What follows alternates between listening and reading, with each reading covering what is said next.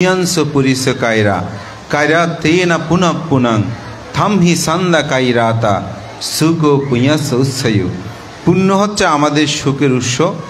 আমরা যেমন বারবার সুখ চাই, এই সুখের জন্য বারবার পুণ্যকর্ম করাটা একজন প্রাজ্ঞবান পণ্ডিত জ্ঞান ব্যক্তির কর্তব্য।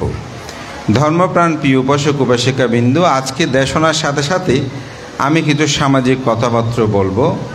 বেশি দর্শন গভীরে আমি যাব না, কারণটা হচ্ছে গ্রাম এবং সার্বিক সমাজ ব্যবস্থায় আমার কিছু কথা আমি বলতে চাই। একটি জাতি সমৃদ্ধ হয় তার প্রধান দুটি ভিত্তি, একটি হচ্ছে তার শিক্ষা, দ্বিতীয় হচ্ছে তার নৈতিক চরিত্র। যে গ্রামের মধ্যে নৈতিক চরিত্র এবং শিক্ষা যে জাতির মধ্যে বিদ্যমান থাকবে, সে জাতি উন্নতি শ্রীবৃদ্ধি করবে এবং সে জাতির যে লিডার নেতা থাকবেন তাদেরকে এই দুটি যোগ্যতা সম্পন্ন হতে হবে। পৃথিবীর ইতিহাসে গ্রিক সভ্যতার কথা যদি বলি, সেখানেও এই শিক্ষা নৈতিকতার বিকাশে গ্রিক সভ্যতার বিকাশ ঘটে। আজকের বিশ্বে অদ্বিতীয় শক্তিশালী, যিনি 2 মিনিটে যুদ্ধ বন্ধ করে 2 মিনিটে যুদ্ধ চালাতে পারে, সেই বিখ্যাত আমরা যাকে সেকেন্ড হেভেন বলছি, সে আমেরিকা। এত উন্নতির পিছনে তাদের যে লিডারগুলো হয়েছিল, তাদের যে নেতাগুলো হয়েছিল, সেই ওয়াশিংটন থেকে শুরু করে তাদের এত সুদক্ষ দেশপ্রেম ছিল, আন্তরিকতা ছিল দেশের প্রতি, নীতি নৈতিকতার প্রতি। আজকে তারা এক জাতীয়তাবোধ সৃষ্টি করতে পেরেছে এবং এই পৃথিবীকে তারা শাসন করার মতন ক্ষমতা লাভ করেছে। তো আমাদের এই গ্রাম কিভাবে এত শিক্ষা দিকে উন্নত হলো, আমি মাঝে মধ্যে চোখ বন্ধ করে ভাবি। কেননা আজ থেকে 20 বছর আগে আমাদের যোগাযোগ ব্যবস্থার যে লাজুক অবস্থা ছিল, এখান থেকে এত শিক্ষা দীক্ষায় অর্থবৃত্তে ধর্মে প্রাচুর্যে এত পূর্ণতা হয় কিভাবে? তা আমি বলবো, আমাদের মধ্যে এমন কিছু মানুষের আবির্ভাব হয়েছে যারা এই সমাজকে এগিয়ে নেওয়ার ক্ষেত্রে অসাধারণ ভূমিকা প্রতিপালন করেছে। যাদের মধ্যে শিক্ষা ছিল না হয়তো, কিন্তু নৈতিকতা ছিল। এই নৈতিকতাটা আমাদের সমাজকে এমনভাবে করেছে যেটা আজকে আমরা বলা যায় একেবারে সাতকানিয়ার একটা প্রত্যন্ত জায়গা, সেখানে আজকে শিক্ষায় দীক্ষায় একটি সমৃদ্ধ গ্রাম, এই প্রতিষ্ঠার পিছনে আমাদের প্রধান অবলম্বন ছিল নৈতিকতা। আমার শ্রদ্ধেয় গুরুভান্তে যখন এই গ্রামে পদার্পণ করে, তার আদর্শ ধর্ম বিনয় নিয়ে এই গ্রামটাকে একটা পরিবর্তন করেছে। তারা ধর্মময় জীবনযাপনের শিক্ষা লাভ করেছে। আপনি পৃথিবীতে বাংলাদেশের গ্রামগুলো আপনি দেখেন, মহামণি পাহাড়তলি আমরা দ্বিতীয় লন্ডন বলি, সেখানে সে আচার্য, সে পরম শ্রদ্ধেয় সারবেদ মস্তবের প্রথম থেরবাদ জাগরণ ঘটে। সেখানে জিনবংশ মস্তবের জ্ঞানলঙ্কার মস্তবের সঙ্গরাজ জ্ঞান পুণ্যপুরুষরা অবস্থান করেছে। সে গ্রামের আজকে পরিবর্তন। উনাইনপুরা গ্রাম, সেখানে সে আচার্য কৃপাচরণ মস্তবীর, সে অগ্রশ্রাবক জ্ঞানেশ্বর মস্তবীর, পুণ্যচার ধর্মদারী চন্দ্রমোহন মস্তবী, যিনি দ্বিতীয় সঙ্গরাজ। এই গ্রামের অবস্থাটা কেমন আপনারা দেখেন। সাতবাড়িয়া, যে সাতবাড়িয়ায় সপ্তম সঙ্গরাজ অবৈতিশ সমস্ত অবস্থান করছে, সেই সাতবাড়িয়ার শিক্ষা অর্থবিত্তের অবস্থা দেখেন। ব্যাপারীপাড়া, যেখানে পঞ্চম সঙ্গরাজ তেজবংশ মস্তবীর এবং পরম শ্রদ্ধেয় উপসংগরাজ ধর্মরক্ষিত মস্তবীর। হাসিমপুর ছোট্ট গ্রাম, সেই ছোট্ট গ্রামে শিক্ষা দীক্ষা অর্থ উন্নত, সেখানে উপসংগরাজ ধর্মরক্ষিত মস্তবীরের মতো এবং পরম শ্রদ্ধেয় সে আর্য শ্রাবক হিসেবে জ্ঞাত বিশুদ্ধচার মস্ত অবস্থান। পরবর্তী সময়ে ঢেমসা আজকে শিক্ষা দিকে উন্নত, সেখানে সে পরম শ্রদ্ধেয় সেই আর্য শ্রাবক হিসেবে খ্যাত বিশুদ্ধচার মস্তের মতো পুণ্য পুরুষের অবস্থান। অর্থাৎ শীলবান ভিক্ষু সংঘ যেখানে অবস্থান করে ধর্মের জাগরণ ঘটে, নৈতিকতা যখন গঠিত হয়, তখন তাদের উন্নতি শ্রীবৃদ্ধি এটি অবিসম্ভাবিত হয়। আজকে আমাদের যিনি প্রধান অতিথি, ওনারাও শ্রদ্ধে অবৈদিশ্যবানদের দায়ক ছিলেন। ওনারা এখান থেকে ধর্ম চর্চা তারা করতেন। আজকে সেজন্য তাদের উন্নতি শ্রীবৃদ্ধি। এই জন্য আমি বলছি আমাদের পরম শ্রদ্ধেয় আমার গুরুভান্তের সেরকম তার পাণ্ডিত্য একতা দিয়ে, তার নৈতিকতা দিয়ে আমাদের সকলকে গ্রহণ করেছে। আমি আমাদের তরুণ সমাজকে প্রশ্ন করতে চাই, আপনারা কি সেই নৈতিকতাকে ধরে রেখেছেন? আমি দ্যুতঙ্গ বান্তের শিষ্য, সেবক, প্রধান, কিন্তু আমি মদ্যপান হয়েই মগ্ন হয়ে থাকি। কেন? আমি তার কি আদর্শ গ্রহণ করলাম? আমি রত্নপ্রিয় মস্তবীরের আমি দায়ক, কিন্তু আমি নেশা, দ্রব্য, নারী এগুলোতে মগ্ন হলাম। আমি কি সে আদর্শকে গ্রহণ করতে পেরেছি? এটি আমার অন্তর্জগতে প্রশ্ন রাখেন, নিজেকে চিন্তা করেন, আমি কেমন সে আদর্শের মানুষ হলাম। আমি কিছু নাম বলবো, যদি কোনো কারো ভুল থাকে এটা আমার বিস্মৃতি, আমার কৃপণতা নয়। আমি যদি বলি প্রয়াত মাস্টার প্রীতিরঞ্জন বড়ুয়া, তিনি যে কোনো বক্তৃতায় গেলে বলতেন উনি আমার প্রিয় শিক্ষক, আমার ছাত্র। আনন্দ করতেন, উচ্ছ্বাসিত হতেন। তারা এই সমাজকে বিনির্মাণ করতে অজস্র পরিশ্রম করেছেন। তারা শিক্ষায় এই জাতিকে উন্নতি করার ক্ষেত্রে অনবদ্য ভূমিকা প্রতিপালন করেছেন। আমার প্রিয় শিক্ষক মনোরঞ্জন বড়ুয়া, যিনি এখনও জীবিত আছেন, এখনও সমাজ সধর্মে চিন্তা করেন। আমার প্রিয় শিক্ষক সুদত্ত রঞ্জন বড়ুয়া, আমাদের প্রিয় শিক্ষক মিত্রভূষণ বড়ুয়া, আমাদের প্রিয় শিক্ষক দাদা মামা, আমরা বাবুল মাস্টার, এমনি অনিল বড়ুয়া ওনার নাম, বাবু মাস্টার হিসেবে আমরা সকলে সর্বাধিক পরিচিত। আমাদের দাদা মিত্রভূষণ বড়ুয়া, আমাদের শিক্ষক প্রিয় রাহুল বড়ুয়া মহোদয়, আমাদের শিক্ষিকা পূরবী বড়ুয়া এবং অধীররঞ্জন বড়ুয়া মাস্টার এবং রাজবিহারী বড়ুয়া, এবং আমার অত্যন্ত প্রিয় এখনও যিনি অনবরত সমাজ সধর্মের কল্যাণে কাজ করেন, আমাদেরকে উৎসাহিত করেন, আমার পরম প্রিয় শিক্ষক মাস্টার মৃদুল বড়ুয়া, যিনি বীর মুক্তিযোদ্ধাদের শ্রেষ্ঠ সন্তান। ওনারা এই সমাজটাকে এগিয়ে নেওয়ার জন্য অজস্র কষ্ট করেছেন। তারা সে সময় যে শিক্ষা দীক্ষাটা অর্জন করেছে, তারা কিন্তু চাইলে ভালো জায়গায় চাকরি করতে পারতেন, অনেক অর্থবিত্তের মালিক হতেন, কিন্তু গ্রামে থেকে গ্রামকে ভালোবেসে আমাদের জাতিসত্তাকে উন্নত করতে তারা অজস্র কষ্ট করেছেন। আমরা কি সেটা করতে পেরেছি? সেটাকে আরও বেশি একটা প্রতিযোগিতার ভাব তুলে দিয়েছেন। সে প্রতিযোগিতার ভাবটাও না বললে হয়তো কৃপণতা হবেই। আমার পরম কল্যাণ মিত্র অগ্রজ প্রফেসর ডক্টর অর্থদর্শী বড়ুয়া, আমার পরম কল্যাণ মিত্র মামা ওসি রঞ্জিত বড়ুয়া এবং আমার পরম কল্যাণ মিত্র দাদা অনাদিরঞ্জন বড়ুয়া, শিক্ষায় একটা প্রতিযোগিতার ভাব ওনারা তুলে দিয়েছেন। কীভাবে কে কোথায় যায়, অর্থের একটি প্রতিযোগিতার ভাব তুলে দিয়েছেন, দানের একটা ভাব তুলে দিয়েছেন। আমার অগ্রজ দাদা অশোক বড়ুয়া মহোদয়, ওনাদের মধ্যে একটা নিবৃত্ত একটা প্রতিযোগিতা এসেছিল যে আমরা কে কিভাবে আমাদের পরিবার, আমাদের সমাজ, আমাদের জাতিকে আমরা উন্নতি করব। তাদের প্রতিযোগিতাটা ছিল অত্যন্ত সুন্দর এবং এটা বুদ্ধের প্রশংসিত। কেন? বুদ্ধ একবার একটা জায়গায় গিয়েছেন, হঠাৎ একটা স্মিত হাসি দিলেন। তখন বুদ্ধ এই হাসি দেখে আনন্দ বলছেন, তথাগত বুদ্ধ, আপনি কেন স্মিত হাস্য প্রদান করেছেন? তখন বুদ্ধ বললেন, আনন্দ, গাবিসি নামক একজন উপাসক এখানে বাস করত, এটা অতীত জন্মে। তিনি চিন্তা করছেন আমাকে সবাই মানে, কারণ তার 500 জন অনুচারী ছিল, তারা সবাই তার কথা মানত। তো তিনি চিন্তা করছে ওনারা তো সবাই আমার কথা মানে, কিন্তু আমার নীতি নৈতিকতা তো তাদের সমান, আমার মধ্যে তাদের কোনো পার্থক্য নাই, আমাকে তাদের চেয়ে উন্নত হতে হবে। তাই তিনি বুদ্ধের কাছে গিয়ে, সম্ভবত কাশ্যপ বুদ্ধকে পাদমত্র বুদ্ধের কাছে গিয়ে তিনি তিসরঞ্চ পঞ্চশীল গ্রহণ করলেন। অপর 500 জন থেকে যখন তিনি ভিন্ন চলছে, প্রাণী হত্যা করে না, চুরি করে না, বেবিচারি করে না, মিথ্যা কথা, ভেদ কথা, কর্কশ কথা বলে না, সুরমদ গাঁজা পান করে না, নেশাদ্রব্য সেবন করে না। অপররা বলছে আমাদের যিনি প্রধান তিনি যেহেতু এরকম হয়েছে, আমাদেরকেও পরিবর্তন হতে হবে। তখন তারাও তিসরঞ্চ পঞ্চশীল গ্রহণ করলেন। তো উনি বলছে আমি কেমন নেতা, আমি কেমন প্রধান হলাম, আমরা তো সমান সমান, তাদের চেয়ে আমাকে উন্নত হতে হবে না? তখন তিনি গিয়ে তার স্ত্রীকে বলছেন, আমাকে তো সবাই মানে মান্য করে, কিন্তু তাদের থেকে আমি শ্রেষ্ঠতত্ত্ব কিছু দেখছি না। আমি সংসার ত্যাগ করবো, তা আমি ব্রহ্মচারী বা অষ্টশীল গ্রহণ করলেন, অপরও অষ্টশীল গ্রহণ করলেন।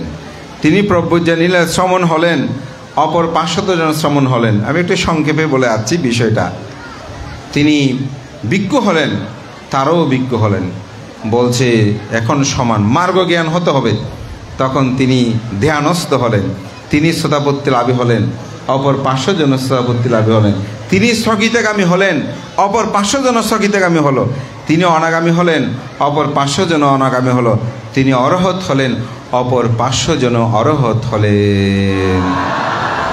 তা আমি বলছি, একজন মানুষ প্রধান হয়, নেতা হয়, সেরকম আমি যাদের নাম বলেছি হয়তো এখানে বাদ পড়তে পারে, এটা আমার কৃপণতা নয়, আমার হয়তো বিস্মৃতি। আমি বলছি এটাই, এভাবে এই সমাজটাকে এগিয়ে নেওয়ার ক্ষেত্রে অসাধারণ কাজ করেছেন আমাদের সুদত্ত রঞ্জন বাবু, যিনি মাস্টার।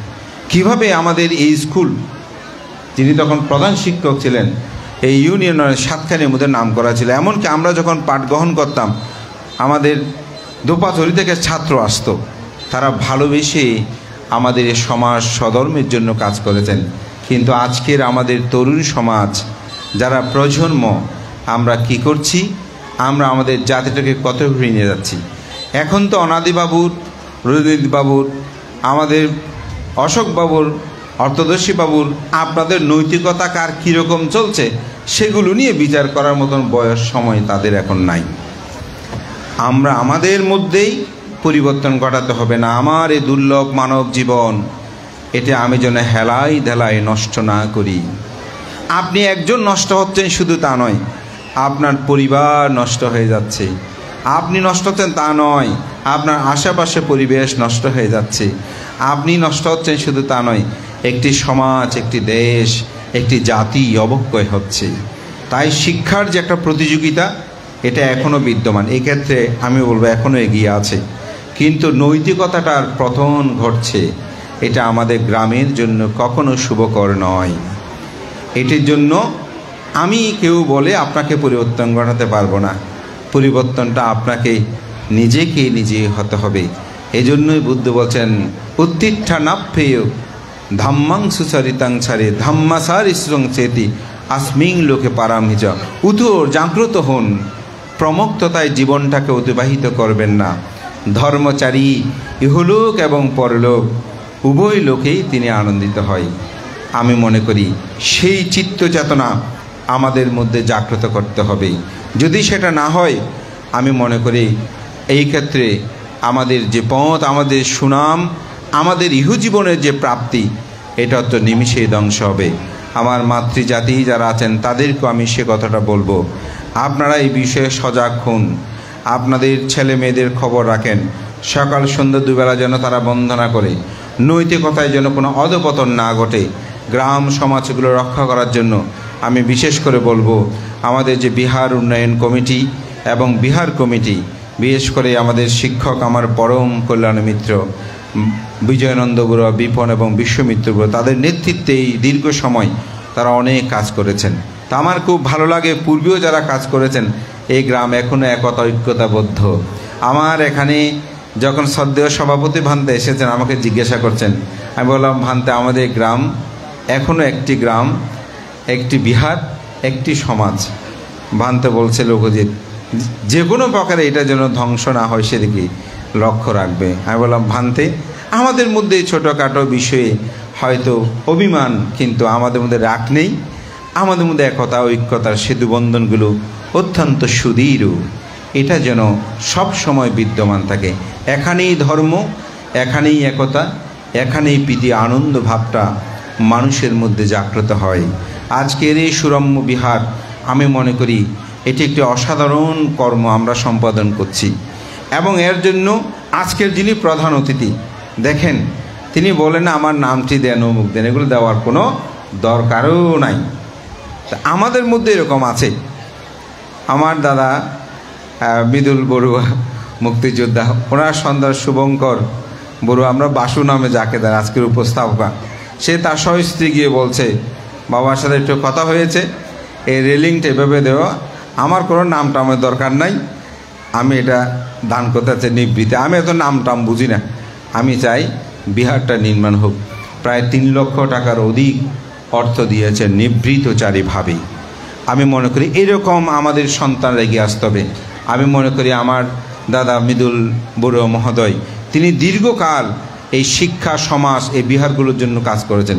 তিনি একটা বিহার নয়, পূর্বে যে বিহার ছিল আমরা মাথায় করে ইট তুলেছি।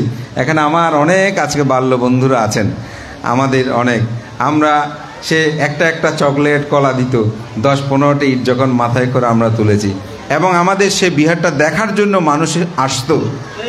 সেই সুতরাং এটা যেহেতু পট পরিবর্তন হয়েছে, এখন একটি সুন্দর বিহার নির্মাণ হচ্ছে। আমাদের তরুণরা অনেক কাজ করেছেন, প্রজন্ম অনেক কাজ করেছেন, কিন্তু আমাদের শ্রদ্ধেয় ভান্তে যে বলেন, আমাদের সম্পাদকও যে বলছেন অসুবিধা আরও করতে হবে, কারণ আমরা সুখ চাই। মহাকারণিক তথাগত বুদ্ধের এই ধর্ম দর্শনে ত্যাগ যদি না থাকে, তার পক্ষে দুঃখ থেকে মুক্তি লাভ করা সম্ভব নয়। আজকে এখানে সবাই ফুল দিতে পেরেছেন? আজকে কি সবাই এখানে মানপত্র পেয়েছেন? সবাই কি পাওয়াটা উচিত না? যারা পায়নি, যারা দিতে পারেনি, তারা সবচেয়ে বেশি দিয়েছেন। কীভাবে দিয়েছেন? তিনি যখন বলছেন না না ওনাদের নাম হোক, কীর্তি হোক, তখনই তার পুণ্য প্রবৃদ্ধি হয়েছে, তার জ্ঞান প্রবৃদ্ধি হয়েছে। আমি যে কথাটা বলছিলাম, ধর্মপ্রাণ আমার পরম জ্ঞাতবিন্দু, আমার কথা দীর্ঘই করছি না, তবে আমি দুই-একটি আর কথা বলতে চাই। সেটি হচ্ছে তথাগত বুদ্ধ যে ত্যাগময় জীবনের কথা বলেছেন, আমি মনে করি সেরূপ নির্লিপ্ত ত্যাগটা খুব দরকার। সেভাবে যদি হয়, আমি মনে করি আপনার দানকর্মটা যথাযথ হবে। এবং আমার দ্বিতীয় আরেকটি বিষয়, সেটা হচ্ছে আমরা এখন এই গ্রামের বেশিরভাগ মানুষ শহর বন্দরে আমাদের অবস্থান। একটা জিনিস এখনও ভালো, সেটা হচ্ছে কেউ যদি মৃত্যুবরণ করে সবাই আসেন, কিন্তু শোকের সময় আন্তরিকতার সেতুবন্ধনগুলো রচনা করা কঠিন। তো আমাদের একটা অন্যতম কঠিন চিবর দান এবং বৌদ্ধ জাতীয় সম্মেলন আমরা বলি। তো এই ক্ষেত্রে আমার বিহার কমিটির প্রতি দৃষ্টি রাখার জন্য বলবো, সেটা হচ্ছে আগামীতে আপনারা একটা যোগাযোগ বা প্রচার সম্পাদক যিনি আছেন, আমাদের যে জ্ঞাতি ছেলে মেয়েগুলো দেশের বাইরে বিভিন্ন জায়গায় আছে, শহরে বন্দরে, তাদের সাথে একটা যোগাযোগ রক্ষা করে যেন কঠিন চিবর দানের দিন সবাই উপস্থিত হয়। এবং মাতৃজাতি যারা আছেন, আপনারা আপনাদের সন্তানকে এই দিনে যেন অবশ্যই বিহারে নিয়ে আসে কঠিন চিবর দানে। একেবারে যদি আগের দিন সম্ভব নাও হয়, আমাদের গ্রামের যোগাযোগ ব্যবস্থাটা এখন খুব ভালো উন্নত। আপনি ভোরবেলা 6টায় যদি বের হন, 7টা-8টায় আপনি বিহারে শিলগা গ্রামে চলে আসতে পারেন। গ্রামে চলে এসে সারাদিনই অনুষ্ঠান আদি কর্ম শেষ করে রাতের 8টা-10টা বাজেও আপনি আপনার কর্মস্থলে যেতে পারেন। এবং শুক্রবার একটা নির্দিষ্ট দিন করা হয়েছে, তাতে আমি মনে করি একে অপরের পরিচয় বন্ধনগুলো হবে, একে অপরের আন্তরিকতাগুলো হবে, এক্ষেত্রে যেন একটা অনন্য ভূমিকা রাখে। এবার আমি ঢ্যামসায় গিয়েছিলাম, আমার এটা খুব ভালো লেগেছে।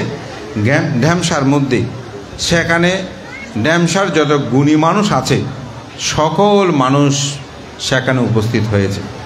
এমনকি একজন উপসচিব বৈশাখী বড়ুয়া, আমি দেখলাম যে সে এসে মাটিতে বসে ধর্মকথা শুনছে। তা আমি এটাই বলছি যে আমার নাম বলবে না, অমুক হবে না, এমন হবে না, এই চিন্তার কোনো দরকার নাই। মূল্যায়ন অবমূল্যায়ন এগুলো কি আসে যায়, এগুলোর সাথে করে কি কেউ যাবে? আপনি নাম বললো কি না বললো কি, সব তো নিত্য। আমি আমার চিত্ত জগতেই আমি নির্মল থাকলে তো হয়। আমার গুরুভান্তে আমার বিহারে অনেকবার তিনি সভাপতিত্ব করেছেন। উনিকে যদি কোনো কারণে সময় একটু কম থাকে বক্তৃতা, কোনো দিন বলেন যে আমি তো কিছু বলতে পারলাম না। এই শিক্ষাটা কিন্তু আমাকে খুব বেশি প্রভাবিত করে। তা আমি এটাই বলবো, এখানেই আদর্শগুলো বিদ্যমান আছে, আমাদেরকে শুধু খুঁজে নিতে হবে।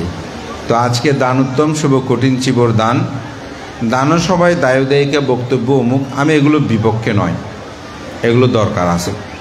কারণ দান করতে 10টা মিনিট দরকার, কঠিন চিবর দান করতে কয় মিনিট লাগবে? যে 10 মিনিট। পঞ্চশীল নেবেন, বান্তারা আপনাদেরকে একটা সূত্র পাঠে আশীর্বাদ করবেন। আপনি ইমাং বিক্ষাং কাটেনা চিবরাম ভিক্ষু সাঙ্গাসা দানাং দেমা পুজেমা কাটেনা আত্মারিতুম বলবেন, পুণ্য দান করবেন। কয় মিনিট লাগবে? 10 মিনিট। কিন্তু এটা এত দীর্ঘ সময় কেন লাগে? কারণ এটা দান উৎসব। উৎসব যখন যুক্ত হয়েছে তখন সেখানে বিভিন্ন কিছুর সংমিশ্রণ ঘটে। এটা আমাদের পূর্ব আচার্যগণ যারা সৃষ্টি করেছেন, আমি মনে করি ওনারা এটা উত্তম একটি কাজ করেছেন। যেমন আজকে সকালে এখানে অনেককে অভিনন্দিত করা হলো।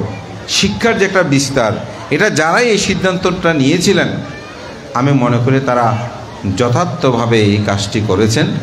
এই জন্যই বলছি, পরবর্তী সময়ে আমাদের এখন উপদেষ্টা যে 5 জন অনেকটা বলা যায়, ওনারা যেভাবে একটি প্রতিযোগিতার একটা মেখার বলা যায় করেছেন এই গ্রামটি উন্নতির পিছনে। যদি হয়তো গ্রাম নিয়ে কখনো আমার লেখনী শুরু হয়, আমি চেষ্টা করব এদেরকে তুলে আনতে। আমার দাদা অগ্রজ অনাদিবাবু যেটা বলেছেন, আমরা যেন বিস্মৃতি না হই, কাউকে ভুলে না যাই। একটি গ্রাম প্রত্যন্ত অঞ্চল থেকে আমাদের সকলকে উঠিয়ে আসা, আজকে বাংলাদেশের বিশ্বে বিভিন্ন জায়গায় আমাদের যে পদচারণ, এই সব কিছুর পিছনে আপনাদের অবদান। ভান্তে কেন? কারণ আমরা নৈতিকতা দেখেছি। আমি যখন এসএসসি পাস করলাম, আমার মামা রঞ্জিতবাবু এখানে আছেন, অজভাগিনা শহরে কোন কোন কলেজে, আমাকে এখনও মনে আছে তিনি তার নিজের হাতে 5টি কলেজের নাম লিখে দিয়েছিলেন। ওদের এগুলোতে তুমি ভর্তি হতে পারলে ভালো হয়। আমি সিটি কলেজে ভর্তি হয়েছিলাম। এইভাবে আমাদেরকে উৎসাহিত করেছেন। আমি একদিন বুদ্ধগয়া যাচ্ছি, তখন 2001 আমার এখনও মনে পড়ে, অসুবিধা আমাকে দেখেই বর্ধমানতে বুদ্ধগয়া 500 টাকা আমাকে দান করেছেন। এই যে ত্যাগ ও মনোবৃত্ত, এই শিক্ষাগুলো ওনারা আমাদেরকে দিয়েছেন। আমি মনে করি আমাদের মধ্যে এই যে ভ্রাতৃত্ববোধ, ভালোবাসা, আন্তরিকতা, এগুলো যেন আমাদের বিশালত্বায় কোনো ক্রমেই আমাদের মধ্যে যেন ফাটল না হয়। মনে রাখবেন, এই জীবনটা অতি ছোট্ট একটি জীবন। এই জীবনটাই সবার সাথে মিশে থাকা, আন্তরিকতার সেতু বন্ধন করে থাকতে পারাটার মধ্যে আনন্দ। এই শিক্ষাই বুদ্ধ আমাদেরকে দিয়েছেন। আজকে দান উত্তম, কঠিন চিবর দান। মহাকারণিক তথাগত বুদ্ধ করুণাবৎসল হয়ে, ভিক্ষুরা তখন 3টা মাত্র চিবর পরিধান করত, তিনি করুণাবৎসল হয়ে প্রজ্ঞাপন করলেন, হে ভিক্ষুগণ, তোমরা আজ থেকে কঠিন আশ্রণ করো। যখন ভিক্ষুরা 3 মাস বসবাস শেষ করে বুদ্ধের কাছে ছিলেন, বুদ্ধ তাহা দেখে ভিক্ষুদেরকে এই উপলক্ষ করে এই কথাটা বললেন।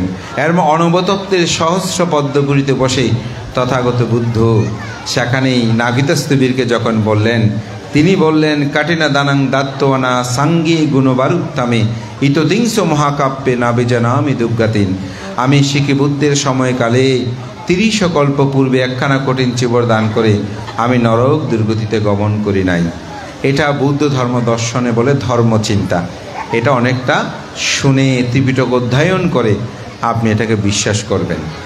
কিন্তু আজকের এই কঠিন চিবর দানটা শুধু শোনা নয়, এটার মধ্যে একটা তাত্ত্বিক বিষয় আছে। সেজন্য বলা হচ্ছে দানকে 3টি ভাগে ভাগ করে। একটা হচ্ছে বিনয় পিটকান্তরে দান, আর একটা সূত্র পিটকান্তরে দান, আর হচ্ছে অভিধর্ম পিটকান্তরে দান। সূত্র পিটকান্তরে দান কি? এই যে বিভিন্ন দানীয় বস্তু আপনারা দান করেন, এগুলো হচ্ছে সূত্র পিটকান্তরে দান। অর্থাৎ সূত্রের মধ্যে বলছে তুমি দান করলে পুণ্য হবে, নির্বাণ সাক্ষাৎ হবে, নির্বাণ পাবেন।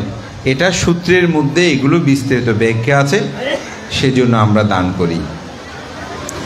দ্বিতীয় বিনয় আকার অন্তরে দান, সেটা হচ্ছে যেমন আপনারা যখন আমাদেরকে স্বয়ং দান করেন, যেটা ভাত অন্ন, এটা হচ্ছে বিনয় আকার অন্তরে দান। কারণ এই দানটি আপনি 12টার পরে করতে পারবেন না, এটাকে আগে করতে হয়। একদিন আমাকে একজনের প্রশ্ন করছে, বানতে বাদ না বলে স্বয়ং বলে কেন? তো আমি চিন্তা করলাম তো ওনাকে বুঝালে হবে না, তো আমি একটু গাচ্ছন্ন যেটা বলে সেভাবে বললাম।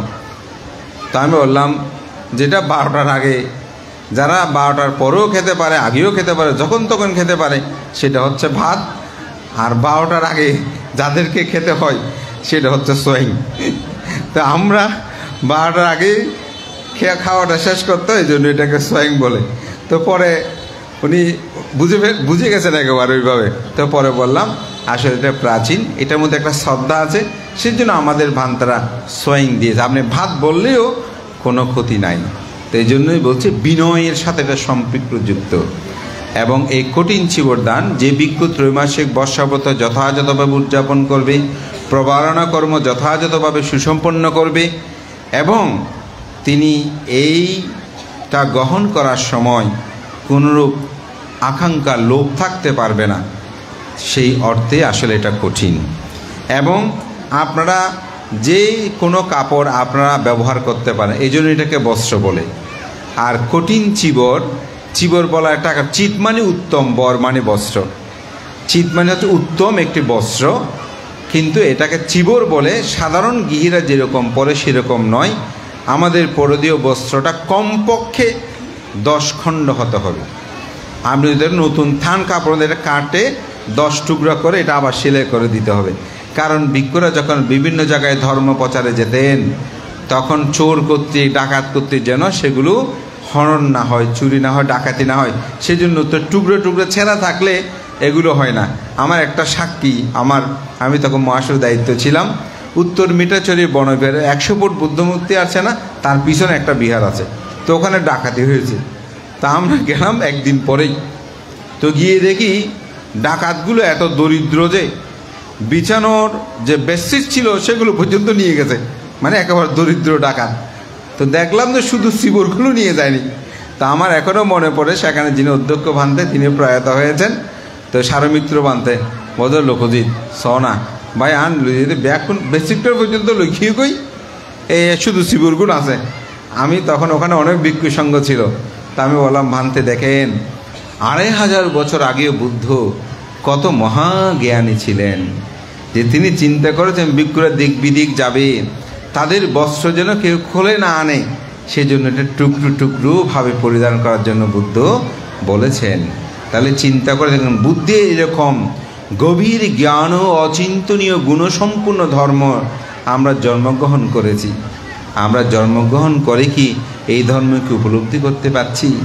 আমরা কেন এই মদ্যপান করে মাতাল হয়ে ইহজীবনে নিজের শরীরের জন্য ক্ষতি, মান সম্মানেরও ক্ষতি, অর্থেরও ক্ষতি, জন্ম জন্মান্তরে পাগলও হবেন। শুনবেন কথা, শুনে না। তো কখন শুনে? যখন তিনি মৃত্যুর পর্যায়ে শায়িত হয় তখন। কিন্তু তখন তো আর কিছু করার থাকে না। এই জন্য একটা কথা আছে, গরু নাকি অমরণের ওষুধ চিনি, দারু চিনি। তো গরু কি করে? খাবো বলে, শুদ্ধ হব খাবো, এরকম করে করে সময় অতিবাহিত করে, কিন্তু সেটা খায় না। কিন্তু যখন মরে পড়ে যায়, মৃত্যুর সাথে যেন পাঞ্জা লড়ে, তখন ওই ওষুধটা নেওয়ার জন্য জিহ্বাটা বের করে। দেখবেন যে কোনো গরু মারা গেলে জিহ্বা বের হবেই, ওই অমরণের ওষুধটা খোঁজে। কিন্তু তখন তো আর সময় থাকে না। তা আপনি যখন লিভার চলে যাবে, ক্যান্সার হবে, শরীর দুর্বল হবে, মান ইজ্জত চলে যাবে, আপনার ছেলে মেয়েকে বলবে তোর বাপ মদতি, তোর অমুক মদতি, এগুলো পরিবর্তন করতে পারবেন? তা আপনার জন্য আপনার স্ত্রী মানুষের কাছে লজ্জিত হবে, আপনার পিতা লজ্জিত হবে, আপনার মাতা লজ্জিত হবে। আমাকে একজন বলতে পান তো অমুক এরকম মদ্যপান, আমি অবাক হলাম, এটা কি বলেন? আরে এটা কিভাবে সম্ভব? তখন অবাক হয়ে যায়।